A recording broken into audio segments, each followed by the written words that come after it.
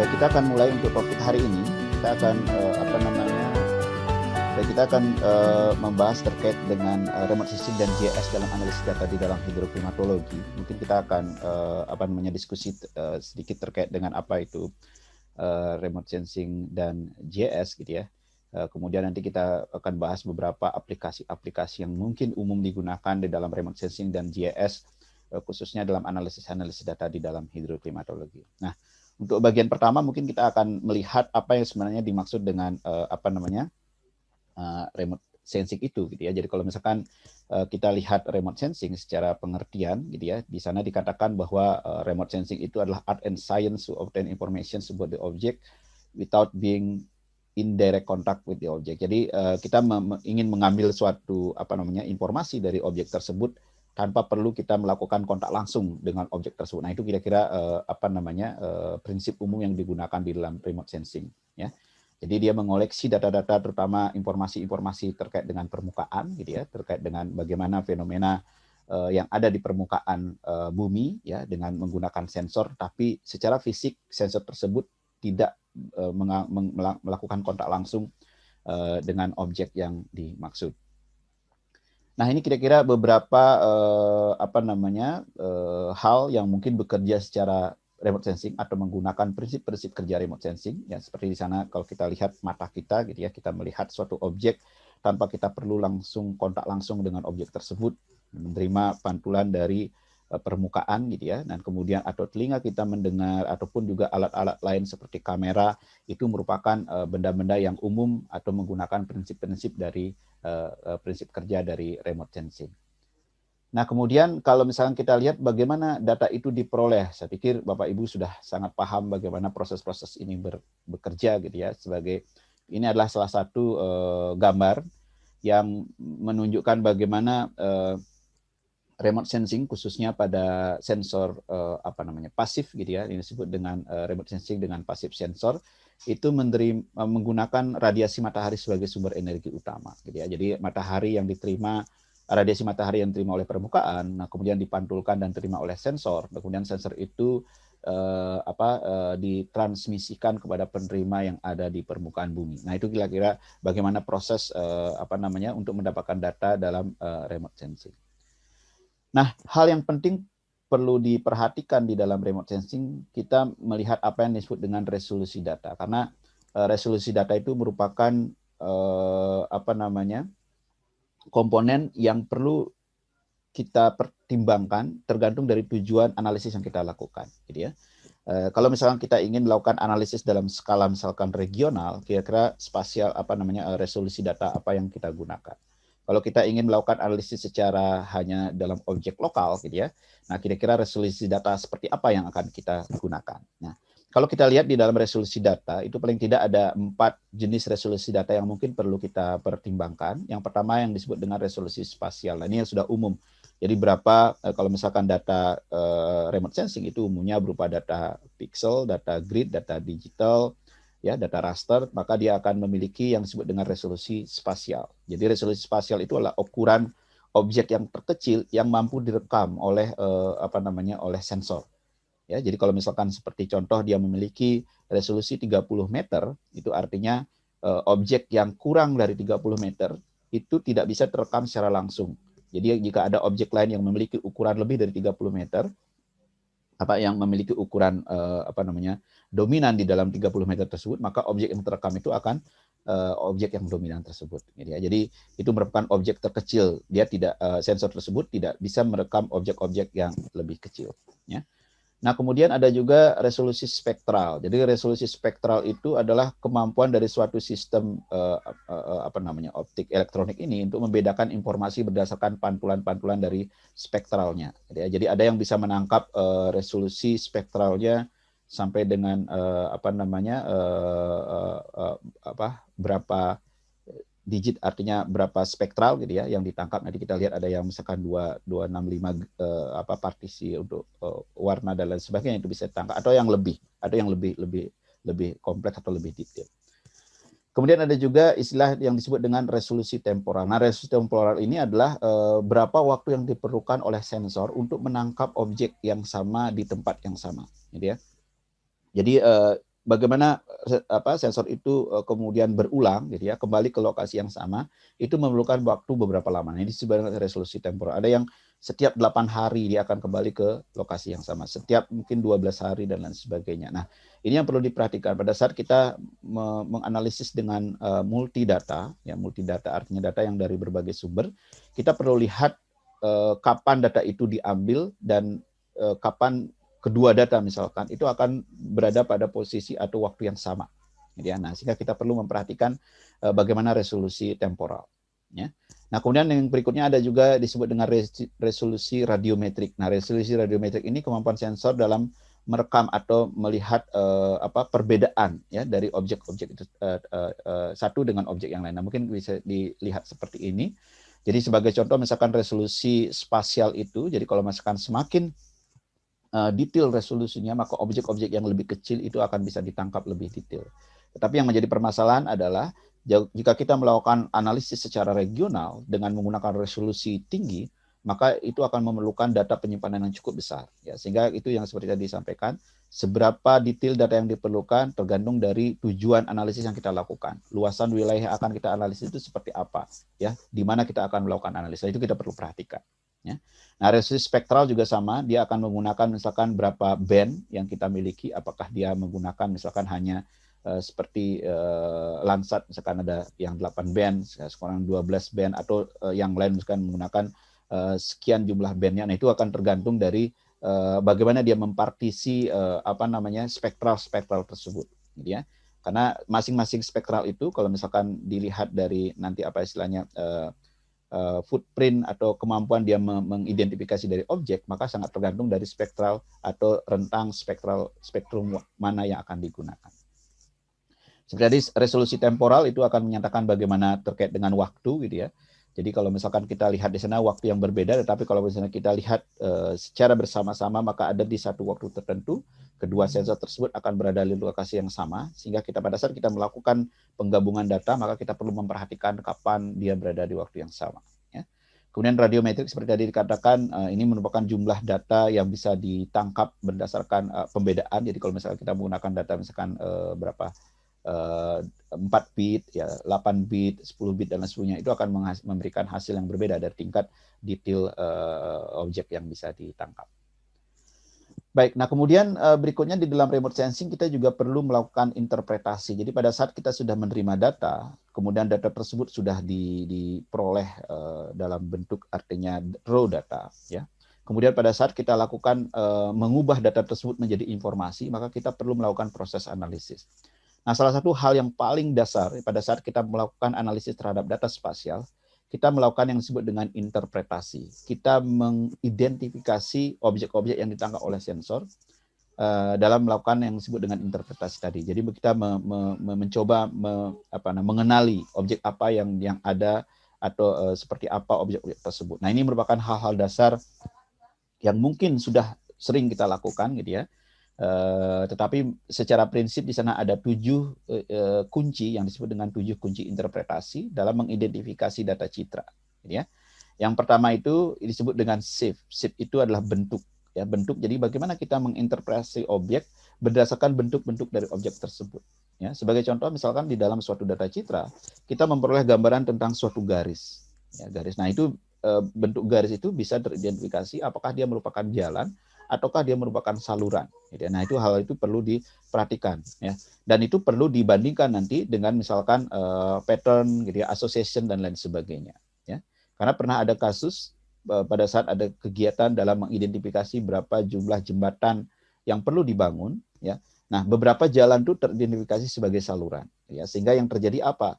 Maka yang terjadi adalah jalan-jalan tersebut diidentifikasi sebagai saluran, maka dibuatlah jembatan di wilayah tersebut yang seharusnya itu merupakan jalan yang tidak diperlukan. Makanya itu perlu association, gitu ya, perlu bagaimana suatu objek dibandingkan dengan objek lain yang ada di sekitarnya. Nah, kemudian yang berikutnya ada disebut dengan shadow atau bayangan. Nah, shadow atau bayangan ini biasanya digunakan, kalau misalkan sekarang mungkin sudah lebih advance, gitu ya, untuk mengidentifikasi objek-objek yang memiliki ketinggian tertentu. Ya, jadi apakah objek itu berada pada suatu ketinggian atau objek itu berada pada dekat permukaan. Nah, itu kita bisa diidentifikasi dari shadow, dari bayangan. Jika objek itu memiliki bayangan, ya kemudian objek itu kita tahu diambil misalkan jam 8 pagi gitu ya, dan kemudian memiliki bayangan, maka kita bisa identifikasi atau interpretasi objek tersebut memiliki ketinggian. Nah, itu bisa asosiasikan nanti berapa ketinggiannya berdasarkan rentang atau panjang bayangan yang ada di objek tersebut. Ya. Nah, kemudian rona, tone atau color ini itu merupakan tingkat kecerahan gitu ya dari suatu citra ataupun juga nanti mengidentifikasi warna. Nah, ini biasanya digunakan untuk mengidentifikasi objek-objek, apakah objek tersebut berada, sebagai contoh misalkan tingkat kehijauan gitu ya, yang nanti secara analisis itu menggunakan normalized difference vegetation index sebagai contoh dan sebagainya. Itu kita bisa gunakan untuk mengidentifikasi ya. Kemudian tekstur juga pengulangan gitu ya. Jadi tekstur dan pattern dua-duanya ini biasanya digunakan untuk mengidentifikasi apakah bentukan tersebut merupakan bentukan yang terjadi secara alami ataukah bentukan-bentukan itu diperoleh karena proses-proses antropogenik, proses-proses yang dibangun secara sengaja. Ya. Sebagai contoh misalkan pertumbuhan tanaman bakau misalkan ya, yang di pinggir pantai sebagai contoh misalkan, apakah dia tumbuh secara alami ataukah sengaja ditanam, itu bisa diidentifikasi dari pola.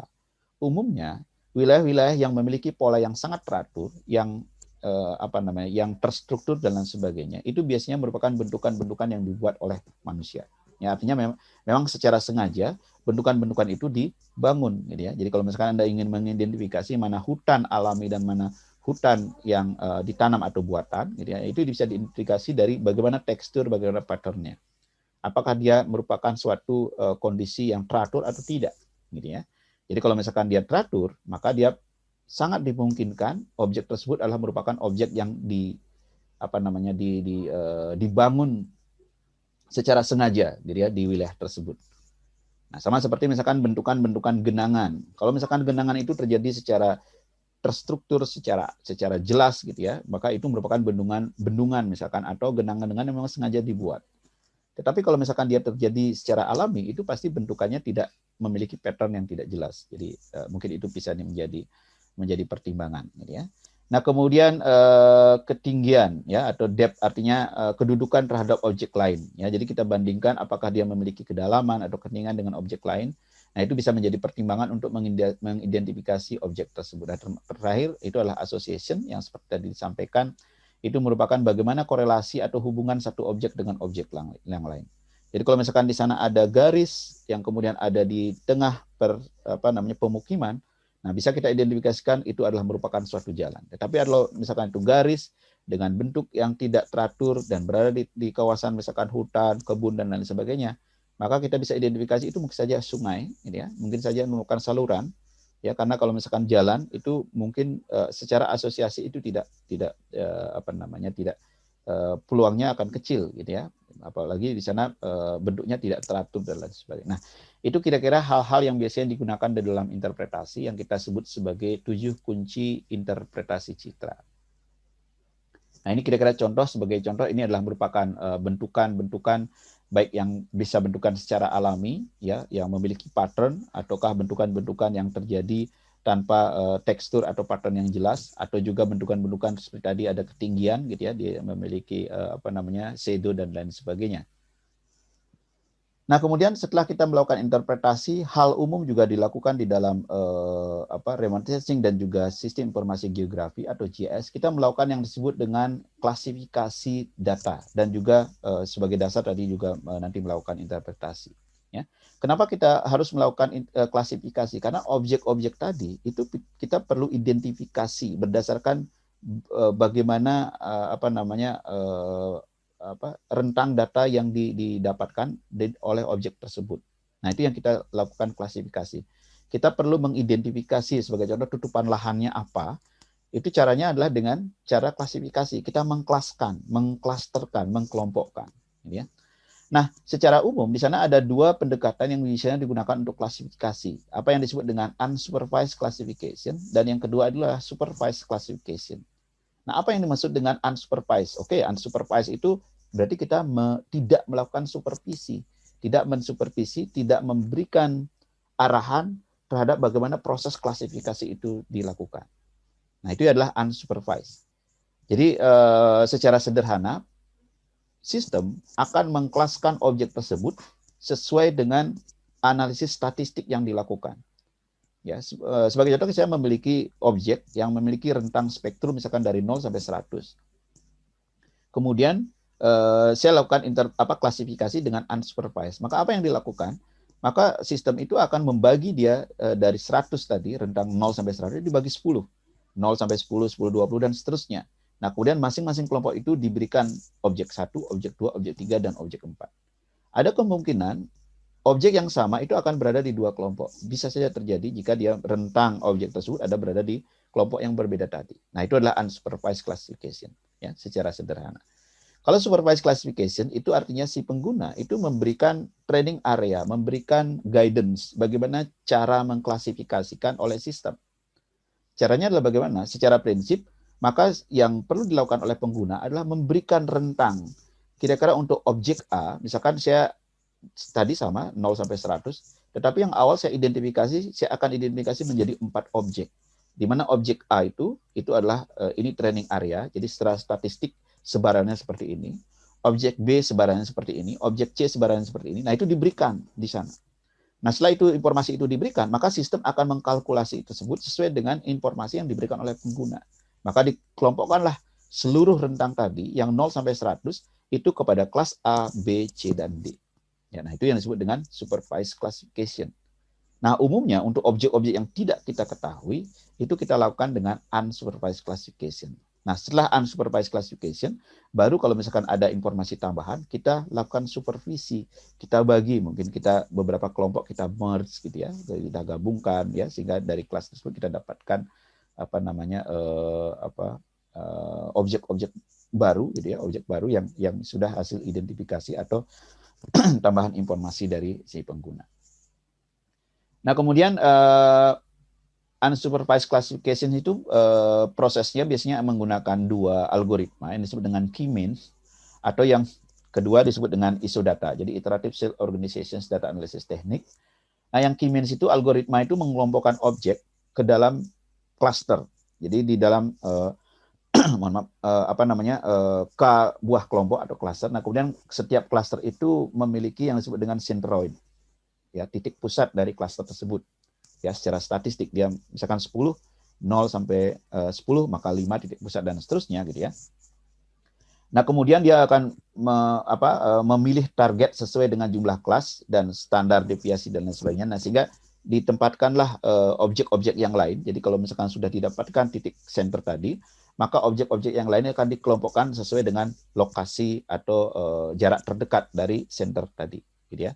Jadi kalau misalkan spektrumnya dibagi, maka spektrum-spektrum objek lain atau piksel-piksel lain itu akan mengikuti jarak terdekatnya. Nah, itu sehingga dibentuklah akan didapatkan satu kelompok gitu ya, sejumlah K sesuai dengan berapa K yang diinginkan. Jadi kita menggunakan K-means.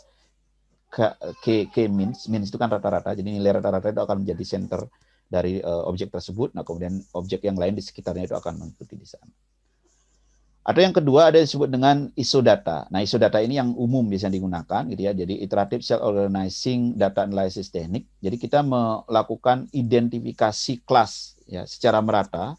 Nah, kemudian setiap pixel itu diklasifikasikan kepada kelas-kelas terdekat. Jadi kita membuat kelas gitu ya. Jadi membuat kelas A, kelas B, kelas C, di mana kelas tersebut rentangnya kita sudah ditentukan. Jadi hampir mirip dengan K-means, tapi K-means itu bisa jadi dia tidak bisa menangkap yang berada terlalu jauh gitu ya. Jadi sangat sulit untuk. Nah, sehingga dengan ISODATA inilah dia menangkap. Jadi dibuat rentang yang lebih luas gitu ya.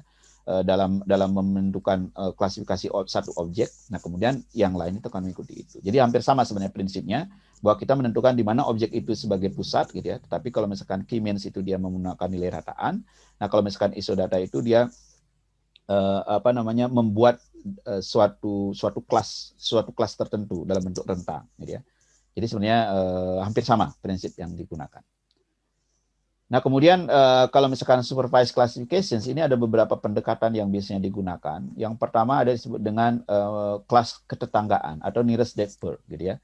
Jadi dia pada saat kita mengidentifikasi dari satu objek Jadi pada saat kita membuat training area, nah training area itu kan akan dihitung secara statistik, ya, berapa rataannya, berapa standar deviasi, berapa rentang dan lain sebagainya. Nah, kemudian dengan mencari titik-titik terdekat ketetanggaan di analisis, nah itulah kemudian dikelompokkan sesuai dengan objek-objek yang kita buat, gitu ya. Jadi misalkan objek satu rentangnya sekian, nilai rataannya sekian dan sebagainya. Nah, objek-objek lain itu yang dia memerlukan analisis ya, seperti di gambar tersebut, misalkan kelas 1, kelas 2, kelas 3 dan seterusnya. Nah, itu akan dikelompokkan. Nah, kemudian itu dilihat jarak dan lain sebagainya sehingga dia bisa mengidentifikasi satu objek itu seperti apa, gitu ya. Atau bisa juga dengan menggunakan yang disebut dengan maximum likelihood. Nah, ini nilai yang mirip. Jadi dilakukan analisis gitu ya, dilakukan analisis untuk masing-masing nilai. Kemudian dilihat peluang ya, peluang dari nilai tersebut dibandingkan dengan peluang dari data yang sudah kita identifikasi. Ya, kedekatan peluang itu akan digunakan untuk mengidentifikasi wilayah-wilayah mana saja. Sebagai contoh di sana, pada saat kita ingin mengidentifikasi objek, kemudian kita sudah buat suatu training area, oke, ini pemukiman, ya, ini adalah wilayah vegetasi yang berupa hutan, semak dan padi, gitu ya, atau ini wilayah lihat lahan terbuka dan lain sebagainya, maka dia akan menghitung nilai statistik di sana, ya, kemudian dengan maksimum likelihood tadi, pendekatan yang digunakan, maka dia mengidentifikasi objek-objek lain sehingga objek-objek tersebut teridentifikasi sebagai pemukiman, objek tersebut teridentifikasi sebagai semak, padi, dan seterusnya. Nah, itu proses yang dilakukan. Atau bisa juga menggunakan neural network. Nah, kalau neural network ini, jadi pada saat suatu pixel diidentifikasi menjadi pixel lain, itu ada algoritma yang bekerja secara neural network. Ya, di korelasi antar masing-masing. Dia akan membuat yang namanya layer, gitu ya, layer 1, layer 2, layer 3. Nah, inputannya itu adalah merupakan inputan dari pixel tadi, nilai digital dari objek tadi. Nah, kemudian di layer-layer itu sudah diidentifikasi bahwa itu merupakan dengan objek itu merupakan pemukiman. Nah, layer itu yang di dalam neural network itu prosesnya itu terjadi secara black box, gitu ya. Bagaimana layer itu terjadi. Ya. Nah, sehingga dia menjadi luaran seperti apa. Nah, itu prosesnya sama, ya. Jadi kalau di dalam analisis dengan menggunakan aplikasi remote sensing sebagai contoh, pada saat Anda melakukan klasifikasi, nah ini bisa dipilih kalau misalnya kita akan menggunakan propagation neural network, back propagation neural network, ataukah kita juga menggunakan fuzzy, ya. Fuzzy juga sama. Jadi kalau fuzzy itu bedanya adalah pada saat kita mengidentifikasi, kalau misalkan dengan pendekatan lain kita mengidentifikasi nilainya itu 0 dan 1, gitu ya. Jadi spesifik 0 dan 1. Nah, fuzzy itu berada di antara. Jadi ada nilainya mungkin antara 0 dan 1. Ya, jadi ada nilai peluang yang diberikan di sana. Hampir sama prosesnya dengan neural network, tapi pada saat dia membuat persamaan dan lain sebagainya, dia tidak menggunakan nilai real atau nilai eksaknya. Jadi tapi dia menggunakan nilai antara. Nah, kemudian dari sana dia menghitung peluang dan sebagainya sehingga muncullah objek apa yang teridentifikasi dari pixel tersebut. Nah, ini lebih kepada bagaimana pendekatan yang digunakan, itu proses statistik yang akan digunakan. Nah, kemudian data yang kita peroleh dari remote sensing itu secara umum merupakan data raster. Nah, ini yang akan digunakan, data raster ini akan diproses, yang digunakan kemudian diidentifikasi sebagai data inputan dalam analisis-analisis menggunakan GIS. Nah, kalau misalkan kita lihat apa yang disebut dengan data raster, jadi kalau kita lihat secara definisi, data raster itu adalah data yang menampilkan sisi ruang bumi dalam bentuk pixel. Pixel itu kan picture element, ya, yang berbentuk grid yang dihasilkan dari penginderaan jauh dengan resolusi tergantung dari pixel data, ya, seperti gambar di sebelah sebelah kanan itu dikatakan raster itu terdiri dari row dan column, ya, kemudian di dalamnya itu adalah merupakan pixel. Satu pixel itu akan memiliki satu informasi data. Jadi raster itu memiliki format row dan columns yang memudahkan pengkodean atau mengidentifikasi pixel itu ada di row berapa dan kolom berapa, gitu ya. Karena hal ini akan memudahkan dalam proses-proses analisis, apalagi menggunakan misalkan analisis algebra, ya, analisis matematis, ya. Raster ini sangat mudah dilakukan, berbeda dengan data dalam format poligon misalkan, ya, atau data-data bukan merupakan data raster, itu sangat sulit untuk dilakukan analisis, gitu ya. Jadi data raster memiliki kelebihan dalam memudahkan dalam melakukan komputasi. Ya, dia memiliki ukuran pixel berapa, kemudian di mana lokasi dan lain sebagainya. Nah, kemudian analisis-analisis yang bisa dilakukan di dalam data raster itu mampu selain dia bisa melakukan analisis, dia juga mampu menyimpan data. Ya, data apa saja yang bisa disimpan. Nah, di sana jelaskan data-data yang bisa disimpan itu bisa berupa data nominal, ya data nilai gitu ya, ataupun data ordinal ya. Jadi misalkan logic proses, logical yang diberikan di sana ya. Atau juga data interval sehingga mampu melingkupi berbagai jenis variabel yang diinginkan. Jadi raster itu mampu menampung berbagai jenis data. Nah, sehingga memudahkan dalam proses-proses analisis ya. Baik itu analisis yang kompleks itu bisa dimungkinkan ya jika kita sudah mengidentifikasi bagaimana data. Nah, kelemahannya adalah satu data raster itu hanya bisa memiliki satu jenis data. Jadi X, Y, dan Z itu merupakan jenis datanya. Ya, sehingga itu menyulitkan kalau kita ingin menyimpan banyak data di dalam satu raster, tidak dimungkinkan. Ya. Jadi berbeda dengan data dalam kategori data vektor ya. Data vektor itu yang terdiri dari poligon, garis, dan titik atau poin tadi. Itu bisa menyimpan banyak sekali data. Misalkan poligon, satu poligon itu bisa diberikan banyak informasi dalam bentuk atribut, gitu ya. Misalkan atribut 1, atribut 2, dan seterusnya. Itu tersimpan di dalam satu poligon. Nah, raster tidak bisa. Raster itu hanya bisa menyimpan satu informasi saja di dalam satu pixel. Ya, nah, mungkin itu salah satu kelemahan dari data raster. Nah, operasi-operasi apa saja yang bisa dilakukan dalam data raster? Dalam melakukan analisis remote sensing, ada beberapa operasi yang umum dilakukan dalam data raster. Nah, kita bisa kelompokkan misalkan dalam operasi lokal, ataupun operasi ketetanggaan, gitu ya, ataukah juga operasi secara global. Nah, kalau kita lihat apa yang dimaksud dengan operasi lokal, jadi operasi lokal itu, kalau kita lihat di gambar di situ, di sana operasi lokal itu bagaimana satu pixel akan melakukan operasi terhadap pixel lain yang bersesuaian lokasinya. Sebagai contoh, kita ingin melakukan penjumlahan terhadap dua data raster. Maka kolom X, Y itu akan dijumlahkan dengan kolom X, Y di lokasi yang sama. Ya. Jadi kalau kita ingin, sebagai contoh, misalkan Anda ingin melakukan analisis perubahan lahan, change detections terhadap terhadap suatu lahan gitu ya. Maka kita memiliki lahan satu, misalkan tahun 2010, dan lahan kedua misalkan tahun 2000, kemudian kita bandingkan dengan dikurangkan atau dibagi gitu ya. Jadi kalau misalkan dia mengalami perubahan, maka dia akan lebih tinggi atau lebih rendah dan seterusnya gitu ya. Maka operasi yang terjadi itulah operasi lokal. Karena apa? Pixel di lokasi X, Y itu akan bersesuaian, akan dioperasikan dengan pixel X, Y pada data raster yang lainnya. Nah, itu yang disebut dengan operasi lokal.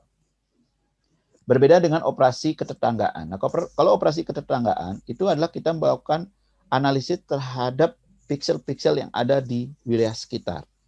Ya, sebagai contoh kita melakukan operasi misalkan smoothing, ya, misalkan pixel grid dari DEM kita ingin smoothing gitu ya.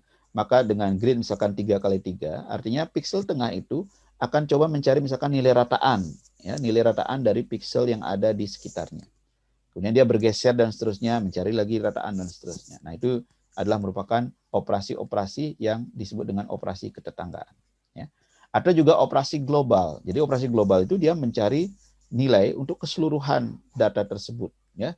Jadi kalau misalkan kita memiliki mencari operasi global kemudian mencari disebut dengan maksimum, jadi nilai maksimum, maka dalam satu data tersebut kita akan mencari satu nilai. Misalkan DEM, kita mencari nilai di mana titik tertinggi.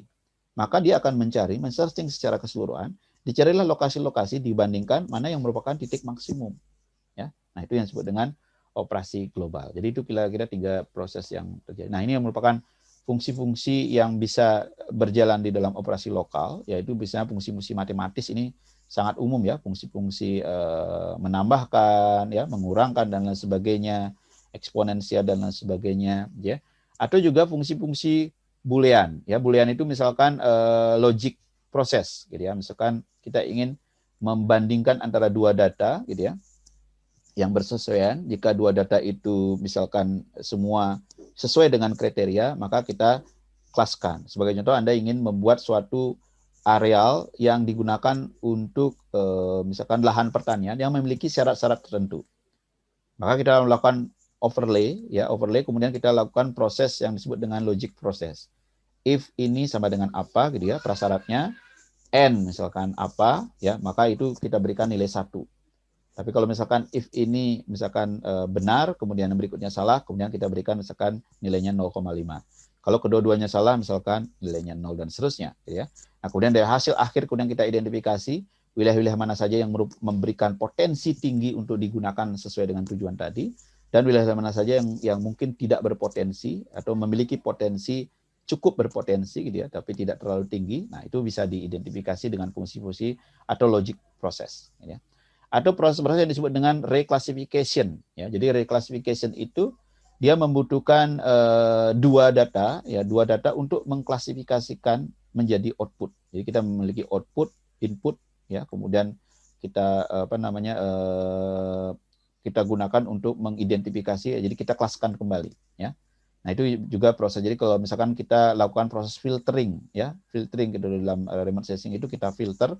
Nah, itu prosesnya itu reclassification. Jadi kita mengidentifikasi sesuai dengan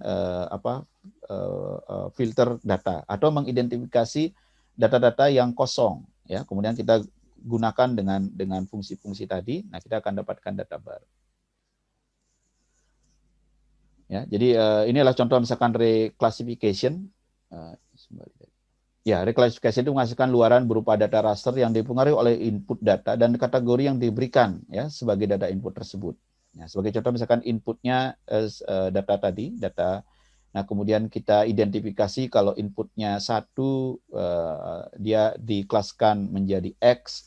Kalau inputnya 3 dan seterusnya, maka dia akan dihasilkan output raster baru, gitu ya, yang sudah terklasifikasi menjadi data yang baru sesuai dengan syarat atau identifikasi yang diberikan.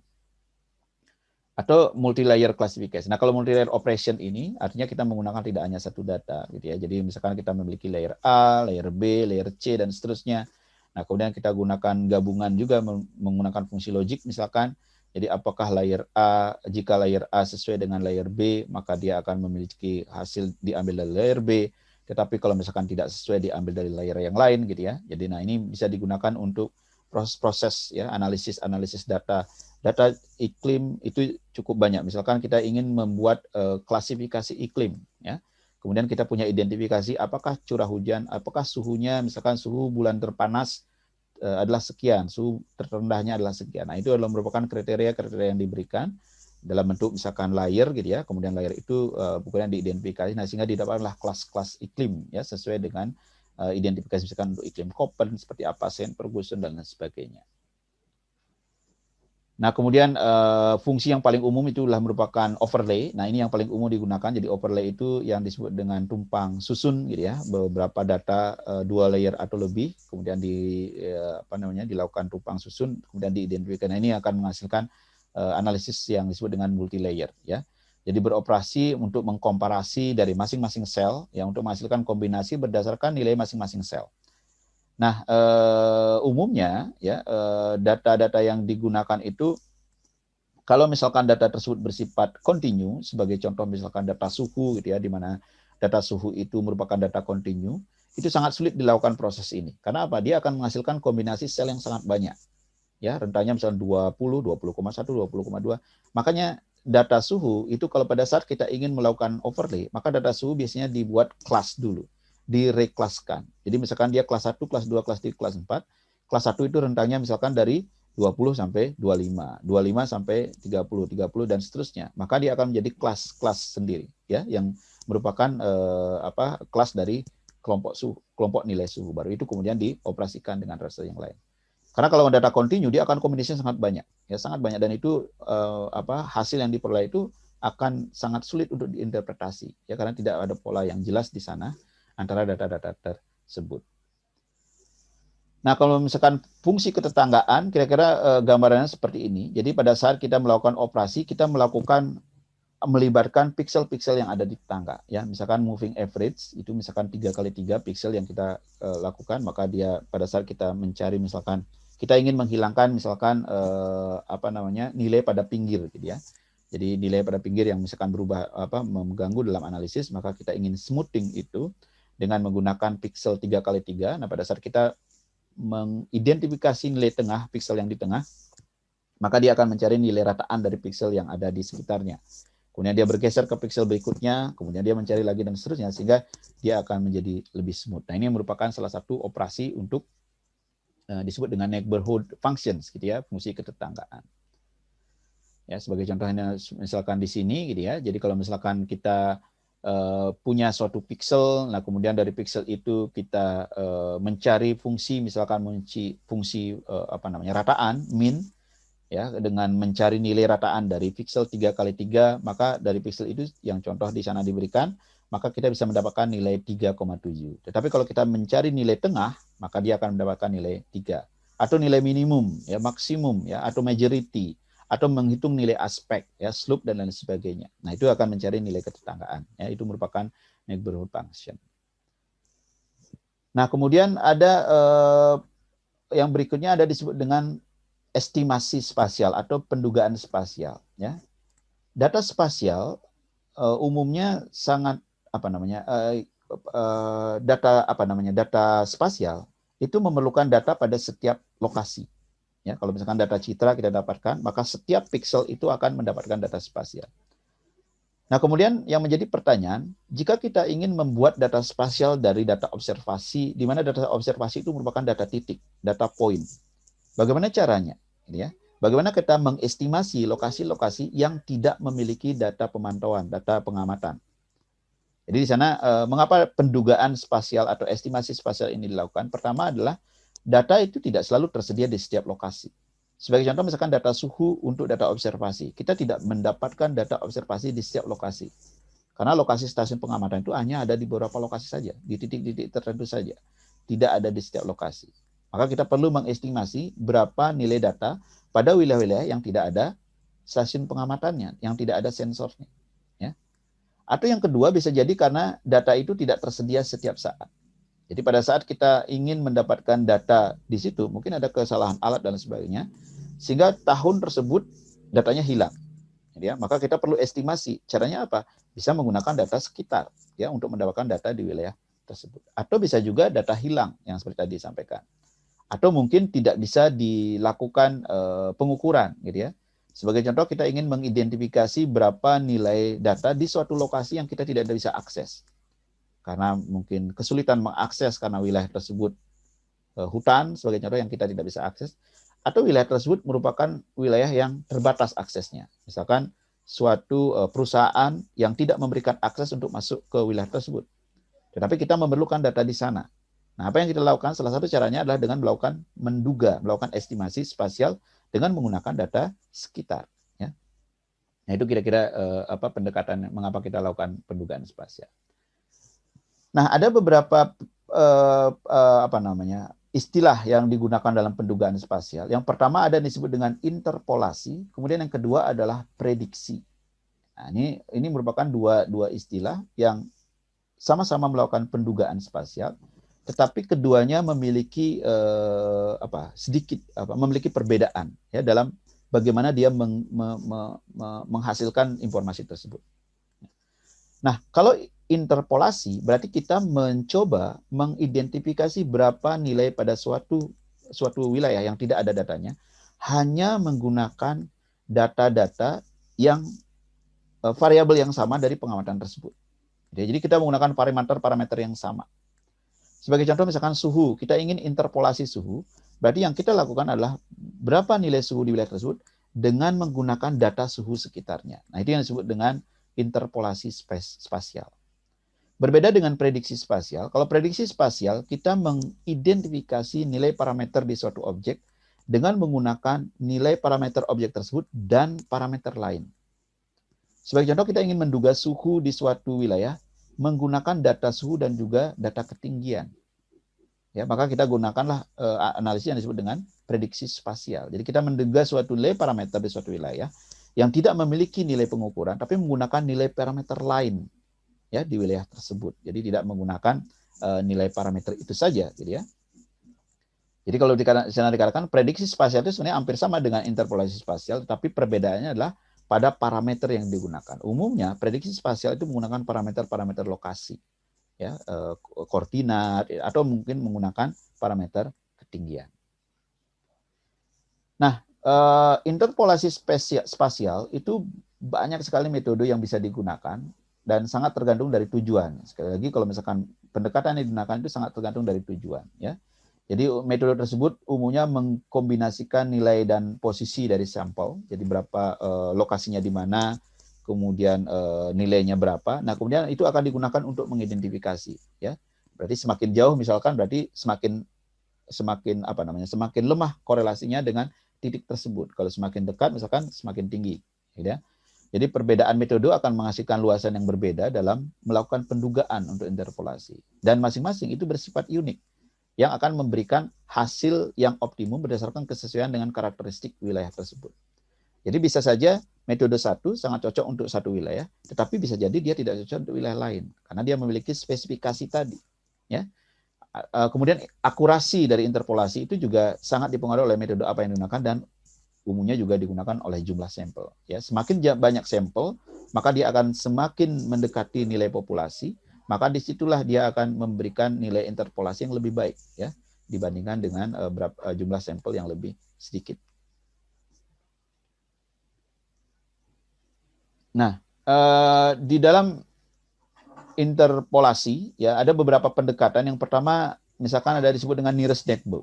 Ya, nearest neighbor ini adalah misalkan kita memiliki wilayah-wilayah dengan titik seperti itu. Nah, kemudian kita ingin mengidentifikasi berapa nilai yang tidak ada titik pengamatannya. Nah, ini salah satu contoh adalah menggunakan polygon Thiessen sebagai umum digunakan untuk membuat interpolasi spasial curah hujan. Ya, maka kita akan mengidentifikasi lokasi-lokasi yang tidak memiliki stasiun pengamatan curah hujan. Maka kita identifikasi dari nilai dengan membuat polygon Thiessen. Artinya di dalam satu polygon itu bisa diwakili oleh satu stasiun pengamatan. Ya, nah, ini yang merupakan metode yang paling sederhana. Atau juga bisa menggunakan yang disebut dengan fixed radius atau dengan fixed radius lokal average interpolation. Jadi kita menggunakan nilai untuk mengidentifikasi itu kita menggunakan suatu bentuk radius atau lingkaran, ya. Jadi kita menentukan di mana titik pusat dari lingkaran tersebut. Nah, kemudian kita buat radiusnya misalkan berapa meter gitu ya, misalkan 500 meter. Nah, kemudian akan dilihat ada berapa stasiun di lingkup 500 meter itu. Nah, kemudian baru di situ dicari nilai rataannya. Nah, kemudian dia bergeser ke piksel yang lain, kemudian dia membuat radius lagi sebesar 500 meter, kemudian dilihat di sana lingkupnya ada berapa stasiun, nah kemudian diambil dari rataannya. Ya. Jadi fixed radius interpolation ini umumnya lebih kompleks dibandingkan dengan nearest neighbor, tetapi lebih sederhana dari metode lain yang akan dijelaskan gitu ya. Menggunakan radius sebagai pencarian untuk interpolatornya. Jadi radiusnya misalkan berapa meter ya dari jarak titik yang ingin kita estimasi nilainya. Ya. Nah, ini kira-kira gambarannya. Dia akan menghitung berapa data yang ada di lingkup radius itu. Kemudian dia akan mencari nilai rataan. Jadi kalau misalkan di sana ada 2 data, sebagai contoh inputnya di sana ada 2 data, di mana nilainya 6 dan 8, maka dia akan menghasilkan output 7. Nah, kemudian pixel yang lain, kemudian dia lingkupnya ada 2 data juga, ya. Kemudian di sana ada nilai pixel yang didapatkan misalkan 5 dan 15, kemudian ditambahkan nilai sehingga didapatkan nilai 10. Nah, kemudian yang berikutnya pada saat dibuat radius ternyata ada 3 data yang tercover di dalam lingkaran tersebut. Nah, kemudian dari 3 data itu kemudian dibuat nilai rataan sehingga didapatkanlah nilai 6, ya. Kemudian atau yang berikutnya dia didapatkan hanya 1 data saja, maka data tersebut yang akan digunakan sebagai interpolator, nah sehingga diberikan data yang sama nilainya. Jadi itulah kira-kira dalam menggunakan fixed radius, dia menggunakan radius dengan ukuran yang sama, dan ukuran yang sama itu akan digunakan untuk mengidentifikasi berapa nilai di pixel yang ingin diidentifikasi. Nah, kemudian yang berikutnya ada yang disebut dengan IDW, ya, inverse distance wedge interpolation. Nah, dia menggunakan inverse distance, artinya dia menggunakan jarak. Kemudian inverse, berarti jaraknya itu berbanding terbalik. Artinya semakin jauh dari lokasi data tersebut, semakin jauh dari lokasi titik yang kita lakukan estimasi, maka diberikan bobot yang lebih kecil dibandingkan dengan data yang lebih dekat. Nah, jadi data yang lebih dekat itu akan diberikan bobot yang lebih besar. Ya. Maka dia lakukanlah interpolasi dengan menambahkan atau mengalihkan bobot dengan nilai data. Ya, jadi itu dibandingkan sebagai contoh misalkan dari satu lokasi yang kita interpolasi, kemudian ada 3 data yang di sekitarnya, kemudian dari 3 data itu kemudian jaraknya dihitung, ada jarak 4 ya, satuan, 2 satuan, 6 satuan. Nah, kemudian dari situ kemudian diidentifikasi berapa nilai Z-nya dengan menggunakan perbandingan atau bobot jarak tapi dengan terbalik. Jadi dibagi dengan 1/4, 1/2, 1/6, sehingga diperoleh nilainya 39,45. Jadi DW ini adalah merupakan pendugaan nilai data dengan menggunakan nilai data sampel dan jarak sampel sebagai bobot yang diberikan berlawanan, gitu ya. Jadi berlawanan dengan jarak. Jadi semakin jauh maka bobot yang diberikan semakin rendah.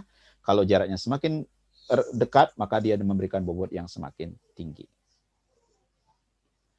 Nah, kemudian berikutnya ada juga disebut dengan spline. Spline interpolation ini sama dengan kita melakukan moving average, gitu ya. Jadi kalau pada saat kita melakukan moving average, kita menggunakan smoothing, kita membandingkan antar satu data dengan data lain untuk mengidentifikasi berapa data di antaranya.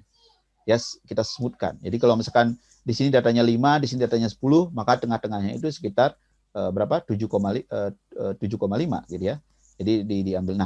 Nah, pendekatan itu digunakan secara spasial, gitu ya. Jadi dia menggunakan data sekitarnya sehingga didapatlah berapa estimasi data di wilayah tersebut. Nah, itu biasanya dengan menggunakan yang disebut dengan spline interpolation, ya. Jadi interpolasi spline ini dianalogikan dengan pendekatan interpolasi dengan membuat smooth curve dengan data observasi.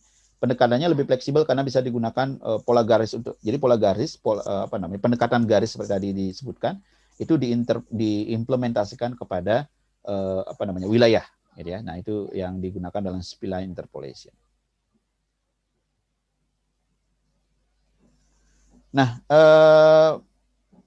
kalau yang tadi dijelaskan itu lebih kepada interpolasi spasial. Nah, ini adalah merupakan prediksi spasial. Jadi kita mengidentifikasi suatu data dalam satu wilayah menggunakan tidak hanya parameter data tersebut, tapi juga menggunakan parameter-parameter lain yang ada di wilayah tersebut. Ya, jadi prediksi spasial di sana dikatakan menggunakan pendekatan model matematis, misalkan analisis statistik berdasarkan lokasi koordinat, data pengukuran artinya objek parameter itu sendiri, ya, untuk menghasilkan dan juga data pengukuran lain, gitu ya, untuk menghasilkan nilai prediksi untuk variabel tersebut di lokasi yang lainnya. Perbedaannya dengan interpolasi tadi adalah prediksi spasial itu menggunakan pendekatan statistik dengan menggunakan variabel bebas, termasuk variabel bebasnya artinya independent variabelnya itu adalah lokasi koordinat. Ya, dan kalau misalkan yang tadi dia tidak, kalau misalkan interpolasi kita tidak melihat lokasi koordinat di mana, gitu ya, karena kita hanya mendasarkan atas data pengamatan yang ada di sekitarnya saja. Nah, kalau ini menggunakan variabel tersebut. Nah, sehingga yang perlu diperhatikan di sini ada 2 istilah yang umum kita gunakan dalam prediksi spasial. Kita menggunakan istilah yang disebut dengan spatial autocorrelation. Kemudian yang kedua adalah spatial cross correlation. Jadi kalau misalkan spatial autocorrelation itu kita melihat kedekatan dari satu objek dengan objek lain secara spasial. Sebagai contoh kita ingin melihat apakah ada korelasi antara tingginya jumlah penduduk misalkan di suatu wilayah dengan tingginya pengangguran, gitu misalkan. Nah, ini kita lihat secara spasial, gitu. Apakah ada korelasi di sana? Apakah ada korelasi misalkan lokasi pasar dengan tingkat ekonomi di wilayah-wilayah tersebut, gitu ya? Ya, kita lihat bagaimana spatial correlation-nya. Apakah ada keterkaitan secara spasial antara satu data dengan data yang lain? Nah, kemudian kalau misalkan cross correlation itu untuk mengetahui kedekatan 2 variabel berbeda pada lokasi yang bersesuaian. Jadi kalau misalnya kita ingin membuat korelasi data, ya, jadi yang spatial correlation itu lebih kepada kita membandingkan satu data. Apakah ada korelasi misalkan antara lokasi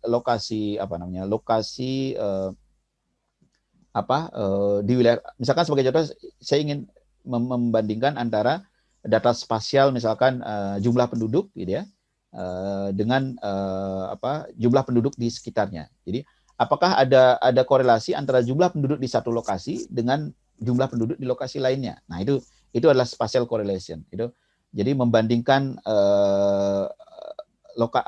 data pada lokasi-lokasi yang berbeda di dalam satu data spasial. Kalau cross correlation itu kita membandingkan antar dua data yang berbeda, gitu ya. Jadi kita memiliki dua layer data, kemudian kita bandingkan lokasi-lokasi yang bersesuaian, ya. Jadi variabel-variabel data yang berbeda pada lokasi yang bersesuaian itu kita hubungkan. Misalkan sebagai contoh, apakah ada korelasi antara slope misalkan dengan potensi banjir kalau misalkan di dalam hidrologi, gitu ya. Apakah ada, makanya itu ada istilah yang disebut dengan TWI, gitu ya, terrain topographic wetness index. Nah, itu dibuat korelasi antara potensi banjir dengan bukan potensi banjir, tapi dilihat dari berapa jumlah dari air yang bisa akan mengalir di wilayah tersebut, gitu ya, dengan istilah wetness index, tingkat kebasahan, dengan membandingkan dengan slope, ya. Jadi dilihat korelasinya. Itu bisa dilakukan dengan analisis cross correlation. Jadi perbedaannya kalau spatial autocorrelation kita membandingkan kalau spatial autocorrelation kita membandingkan variabel-variabel yang sama pada satu data. Jadi kita ingin melihat misalkan apakah ada perubahan ada pengaruh misalkan jumlah penduduk di satu lokasi dengan jumlah penduduk di lokasi yang lain misalkan, ya, secara spasial. Kalau cross correlation kita membandingkan dua data yang berbeda pada lokasi yang bersesuaian, gitu ya. Jadi apakah ada korelasi misalkan ketinggian, ya, dengan suhu misalkan. Nah, kita punya data suhu spasial, kita punya data DEM, nah kemudian kita coba buat cross correlations, kemudian dari sana akan dilihat apakah dia memiliki korelasi atau tidak. Ya. Jadi spatial autocorrelations itu misalkan apakah ada keterkaitan antara misalkan nilai pixel 1 dengan pixel 2, ya, dan seterusnya. Jadi dibandingkan antara layer 1 dengan layer 1, gitu ya. Atau dibuat misalkan lag, gitu ya. Jadi data di layer 1 dengan data di layer 1 tapi dibuat lag dan sebagainya. Nah, sehingga dibuat korelasi. Sebagai ini adalah memiliki korelasi yang tinggi. Jadi spatial autocorrelation itu dapat digunakan untuk mengidentifikasi keteraturan dari objek tersebut. Jadi kalau misalnya kita lihat yang seperti ini, di mana spatial autocorrelation-nya rendah, nah ini bisa dilihat bahwa dia tidak memiliki keteraturan, ya. Tapi kalau misalkan bentukannya seperti ini, di mana dia memiliki keteraturan, ya, maka dia akan memiliki spatial autocorrelation yang tinggi.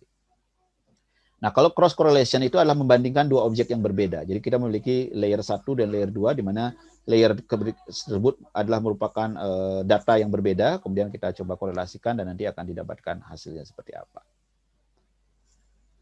Nah, di dalam pendekatan prediksi spasial ada beberapa metode yang digunakan. Yang pertama adalah disebut dengan regresi spasial. Nah, regresi spasial ini kita mencoba menduga menggunakan prediktor, ya, kemudian variabel lain dan juga lokasi koordinat untuk membangun persamaan prediksi. Kemudian dari persamaan prediksi itu baru digunakan untuk menduga berapa nilai di pixel yang kita ingin duga, gitu ya. Jadi kita buat persamaannya dulu, kita buat kalkulasi hubungan antara data dengan variabel-variabel lain. Nah, persamaan tersebut kemudian diimplementasikan, diaplikasikan sehingga kita bisa mendapatkan data untuk keseluruhan wilayah.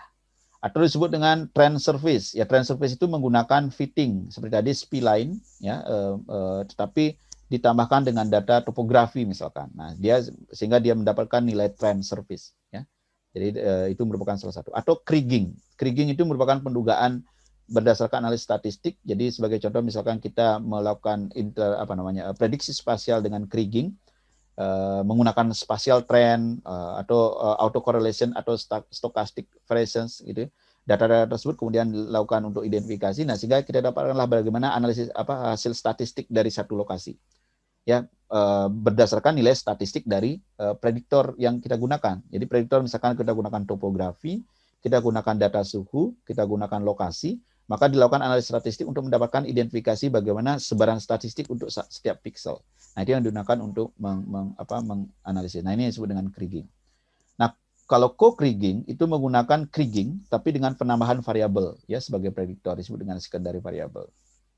Ya, itu kira-kira jadi beberapa pendekatan. Nah, kalau misalkan Bapak Ibu menggunakan aplikasi baik itu GIS maupun remote sensing, nah pendekatan ini sudah ada dalam bentuk function. Jadi tinggal sebagai contoh misalkan kriging itu di dalam spatial analysis, ya, kalau tidak salah itu, atau saya lupa, ada functions untuk melakukan prediksi spasial kriging, ya. Anda masukkan datanya yang ingin Anda lakukan sebagai data prediktornya apa. Nah, Anda masukkan kemudian nanti akan didapatkan perolehannya, ya. Kalau interpolasi spasial itu misalkan menggunakan IDW, nah itu sudah ada fungsinya juga. Nah, kalau Anda ingin menggunakan IDW atau menggunakan spline ya atau membuat seperti polygon vision. Nah, itu secara langsung bisa Anda lakukan ya dalam fungsi tersebut. Nah, kemudian pertanyaan berikutnya, nah ini merupakan bagian yang terakhir, bagaimana kita menguji apakah interpolasi yang kita lakukan atau prediksi tadi yang sudah lakukan itu sudah memiliki nilai yang baik atau tidak. Nah, biasanya pada saat kita melakukan baik itu interpolasi ataupun prediksi spasial, tidak semua data kita gunakan untuk memodelkan spasial, tetapi hanya sebagian data. Nah, kemudian setelah kita dapatkan hasil secara spasial, data-data yang tidak digunakan dalam membangun model itu kita gunakan untuk menguji apakah hasil yang kita dapatkan itu sudah baik atau tidak. Ya, jadi kita menghitung nilai error. Nah, nilai error itu biasanya dihitung dengan menggunakan persamaan-persamaan secara statistik, ya. Jadi sebagai contoh misalnya kita gunakan RMSE ya atau mean error ya atau MBI atau dan lain sebagainya atau indeks-indeks lain. Nah, itu sangat banyak yang digunakan. Itu bisa digunakan untuk mengidentifikasi apakah hasil yang kita peroleh itu sudah cukup baik atau tidak. Nah, ini sebagai contoh misalkan inilah salah satu jurnal, jadi Evaluations of Interpolation Technique for the Creations of Daily Precipitation, ya, data presipitasi kemudian dilakukan untuk menggunakan teknik interpolasi, kemudian melakukan analisis. Nah, yang menarik di sini adalah dari berbagai jenis interpolasi itu coba digabung-gabungkan, gitu ya. Jadi ada penjelasan di tabel 1. Nah, kemudian bagaimana mengidentifikasi mana kira-kira teknik yang baik, kemudian digunakanlah evaluasi metodologi, evaluasi pendekatan secara statistik. Nah, di sini menggunakan misalkan CRE ya, compound relative error atau persen nilai R gitu ya, atau mean absolute error dan mean area error. Nah, kemudian dari situ diperoleh hasil seperti ini. Nah, kemudian dari hasil tersebut karena masing-masing nilai statistik itu diasumsikan memiliki bobot yang sama, maka dicarilah nilai average. Jadi bisa jadi nilai R-nya lebih tinggi di satu metode, tetapi rendah di metode lain. Tapi yang lain juga bisa lebih tinggi dan lebih rendah. Sehingga itu sangat sulit kalau misalkan kita identifikasi satu persatu. Maka yang paling sederhana itu adalah dilakukanlah metode average. Jadi dicarilah nilai average dari seluruh nilai statistik tadi. Nah, dari situ baru dirankingkan. Nah, dari sekian metodologi mana yang paling baik untuk mengidentifikasi seperti tadi spatial precipitation gitu ya, dari berbagai data observasi. Baik, mungkin itu yang bisa disampaikan untuk pertemuan hari ini. Mudah-mudahan bisa memberikan gambaran tentang bagaimana remote sensing dan GIS digunakan dalam analisis spasial gitu ya. Khususnya untuk data-data spasial. Yang dimaksud dengan data spasial itu adalah data yang memiliki orientasi geografis gitu ya. Jadi saya pikir itu sudah umum Bapak Ibu ketahui, karena tidak semua data bisa dilakukan analisis spasial. Jadi data-data tabel dari data BPS itu sangat sulit kita lakukan analisis spasial sebelum data tersebut dikonversi menjadi data yang memiliki nilai geografi, memiliki informasi geografi. Ya. Nah, umumnya di dalam hidroklimatologi, data-data yang dianalisis itu data-data yang berorientasi geografis. Nah, sehingga tools remote sensing dan GIS itu merupakan suatu mungkin dikatakan keharusan gitu ya untuk bisa dipahami. Paling tidak konsep tentang bagaimana remote sensing itu bekerja, bagaimana analisis yang bisa dilakukan dalam remote sensing, bagaimana analisis-analisis yang bisa dilakukan sistem informasi geografi atau GIS, nah itu perlu dipahami. Nah, kalau misalkan menggunakannya saja, saya pikir itu tidak terlalu sulit ya, karena semua sudah. Tapi paling tidak apa yang bekerja di belakang dari fungsi-fungsi yang kita gunakan. Nah, mungkin itu bisa menjadi perlu dipahami. Baik, itu yang bisa disampaikan. Mungkin kita masih ada cukup waktu untuk diskusi. Untuk itu saya persilakan.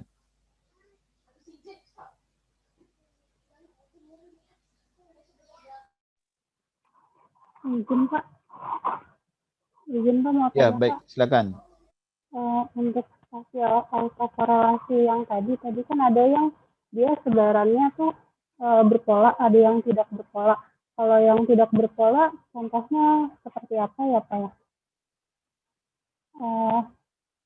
Yang autokorelasi spasial autokorelasi yang tidak berpola itu contohnya seperti apa gitu Pak? Oke, baik. Ya, jadi pada saat misalkan kita ingin mengidentifikasi suatu tutupan lahan ya, sebagai contoh yang mudah itu, misalkan kita ingin mengidentifikasi suatu tutupan lahan, kemudian kita ingin mengetahui apakah tutupan lahan tersebut merupakan tutupan lahan alami ataukah tutupan lahan yang apa namanya bentukan gitu ya, yang sudah artinya dibentuk secara sengaja gitu ya. Nah, kalau misalkan menggunakan apa namanya spatial autocorrelation. Nah, itu kalau misalnya kita lihat di sana, pola-pola yang teratur itu akan menghasilkan spatial autocorrelation yang tinggi karena nilai-nilai objek itu akan terkait antara satu objek dengan objek sekitarnya. Jadi misalkan kita identifikasi dari nilai NDVI sebagai contoh. Nah, itu akan memiliki nilai sebaran yang saling berkorelasi karena memang dibentuk secara teratur. Nah, berbeda kalau misalkan wilayah itu merupakan bentukan alami, ya bentukan alami di mana tidak ada keteraturan, tidak ada keterkaitan antara objek di satu piksel dengan piksel yang lainnya. Jadi kalau misalkan kita punya dua objek tersebut, kemudian kita ingin mengetahui mana yang merupakan bentukan alami dan mana yang bukan, nah bisa digunakan analisis dengan spatial autocorrelation. Jadi kita lakukan spatial autocorrelation di kedua objek tersebut.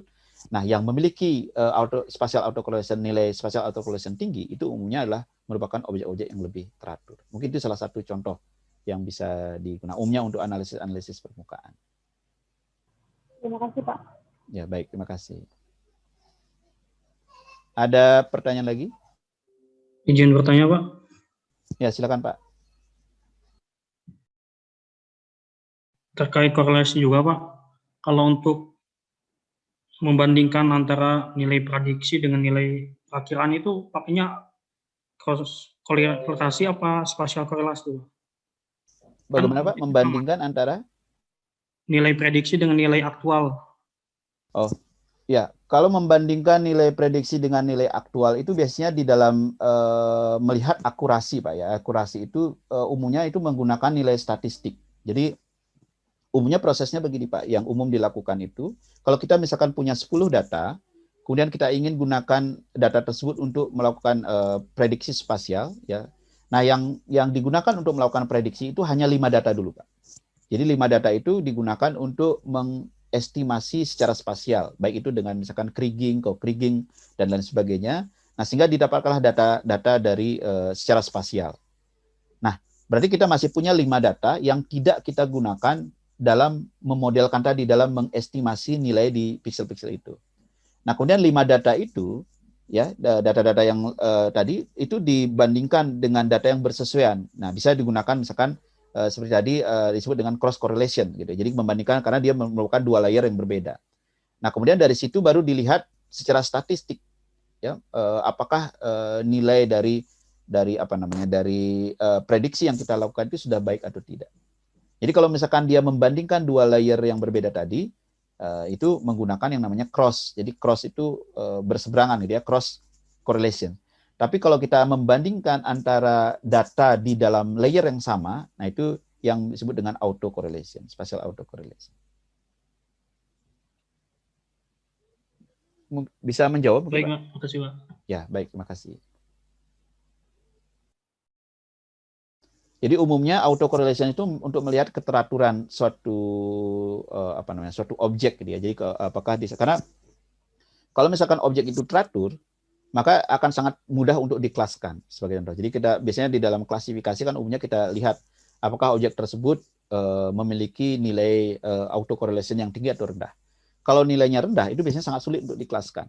Ya, karena objek-objek tersebut tidak teratur. Jadi satu objek dengan objek lain itu berbeda gitu. Sehingga pada saat kita buat cluster gitu ya, kita buat klasifikasi misalkan jadikan 10 klasifikasi, nah mungkin saja beberapa objek itu akan masuk ke kelas yang tidak seharusnya ya. Tapi kalau misalkan dia auto correlation-nya tinggi, artinya masing-masing objek itu teratur, dia berkumpul gitu ya. Jadi satu objek umumnya berkumpul dengan objek yang lain yang memiliki karakteristik yang hampir sama. Ya, sedangkan objek yang lain berkumpul dengan objek yang lain yang juga memiliki karakteristik yang sama. Nah, sehingga secara spatial auto correlation dia tinggi. Nah, pada saat kita melakukan klasifikasi, maka dia lebih mudah karena dia sudah bertetangga gitu ya, secara spasial dia sudah saling berdekatan. Nah, biasanya itu spatial autocorrelation itu banyak juga digunakan untuk melihat pola-pola sebaran. Gitu ya. Apakah pola sebaran itu terjadi secara teratur ataukah memang terjadi secara alami? Ya, sebagai contoh, Bapak Ibu ingin melihat bagaimana pola sebaran tingkat ya ini mungkin tidak di luar tidak di luar klimatologi atau hidrologi, tapi ingin melihat misalkan bagaimana pola sebaran tingkat pendidikan dari suatu wilayah. Nah, itu apakah dia teratur, apakah dia mengumpul di satu wilayah saja, ataukah dia tersebar secara bebas. Gitu ya. Jadi kalau misalkan mengumpul di satu wilayah, berarti program-program itu mungkin bisa jadi karena jalan di wilayah tersebut saja. Tapi kalau tidak, mungkin kita bisa lihat identifikasi penyebabnya. Ya, jadi spatial autocorrelation itu lebih banyak digunakan untuk melihat bagaimana keteraturan dari suatu data di suatu wilayah spasial. Nah, itu yang biasanya digunakan ya untuk melihat keteraturan, tingkat keteraturan. Baik, ada yang ingin disampaikan lagi? Nah, materi ini saya rekam, jadi nanti mungkin saya bisa share juga di file yang sudah jadi ya, nanti saya bisa sampaikan kalau misalkan ada yang terlewat, jika ada hal-hal yang ingin disampaikan, mungkin juga bisa nanti disampaikan di pertemuan berikutnya, gitu ya, kalau misalkan terlewat di pertemuan.